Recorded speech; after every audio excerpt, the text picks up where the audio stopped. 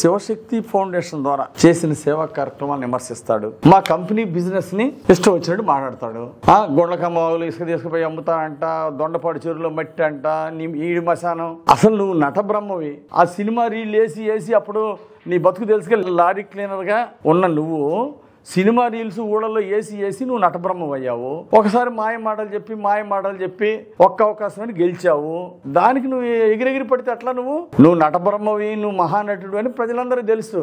ఎన్నిసార్లు అబద్ధాలు చెప్పి అసత్య ప్రచారాలు చేసి నమ్మిస్తావు? నువ్వు రోజు పచ్చి అబద్ధాలు మాట్లాడతావు. మరి నాకు 3 సీఎంల దగ్గర ఆనాటి ముఖ్యమంత్రి రాజశేఖర రెడ్డి గారి చేతుల మీద కూడా మా కంపెనీకి అవార్డు వచ్చింది. కిరణ్ కుమార్ గారి దగ్గర, చంద్రబాబు నాయుడు గారి దగ్గర, వాళ్ళు ముఖ్యమంత్రులు అయినప్పుడు, కేసీఆర్ ముఖ్యమంత్రి అయినప్పుడు 3 ముఖ్యమంత్రుల దగ్గర, 4 ముఖ్యమంత్రుల దగ్గర కూడా మా కంపెనీకి అవార్డులు వచ్చినాయి. బెస్ట్ ప్రోడక్ట్, బెస్ట్ పర్ఫార్మెన్స్ అవార్డులు వచ్చినాయి. ప్రభుత్వాలు మా కంపెనీకి అవార్డులు రివార్డులు ఇచ్చారు. నీ నోటికి వచ్చినట్టు మాట్లాడుతున్నావు, కళ్ళజోళ్ళ మీద విమర్శిస్తావు, శివశక్తి ఫౌండేషన్ అంటావు. నీ సేవా కార్యక్రమాలు నీ చేయడం చేత కాదు, నేను చేస్తుంటే నువ్వు ఓర్చుకోలేవు. దిగజారిన విమర్శలు ఇప్పటికైనా పచ్చి అబద్ధాలు అంటే మానేయి. ఇంక నీ అబద్ధాలు ఎంతకాలం అని భరిస్తారు? వినుకొండ ప్రజానీకం విన్నారు, నువ్వు చెప్పిన స్టోరీలన్నీ విన్నారు. హత్యాకూర అంటావు, హంతకుడు అంటావు, నీ ఇష్టం నోటికి వచ్చినట్టు మాట్లాడతావు. నా నిజాయితీ కోర్టులో నా నిజాయితీని నేను నిర్దోషం చెప్పేసి కోర్టు తీర్పిచ్చింది. అదన్నా తెలుసుకో.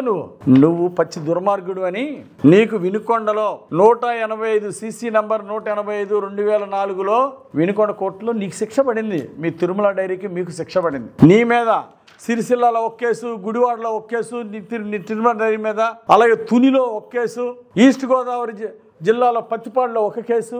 నీ మీద ఎన్ని కేసులు ఉన్నాయో నీ కల్తీ పాలమ్మి ప్రజల ఆరోగ్యం చెడగొట్టావు, ప్రజల ప్రాణాలతో ఆడుకున్నావు, ప్రజల ఆరోగ్యంతో ఆడుకున్నావు. నిన్ను దేవుడు క్షమిస్తాడా? కల్తీ పాలమ్ముకొని నువ్వు ప్రజల ఆరోగ్యానికి ప్రాణాలకి ముప్పు తెచ్చిన నిన్ను దేవుడు క్షమిస్తాడా? నువ్వు ఎంతమందిని చంపింది, నీ ఫ్యాక్టరీలో ఎలా చంపింది ఏంటి నీకు తెలుసుగా, ప్రజలు తెలియదు అనుకున్నావా?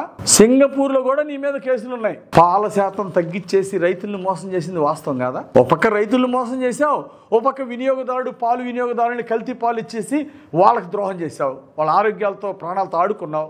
నీకు దేవుడి కోర్టులో, ప్రజా కోర్టులో శిక్ష తప్పదు. నువ్వు చేసిన దుర్మార్గాలకి, నువ్వు చేసిన పాపాలకి శిక్ష తప్పదు.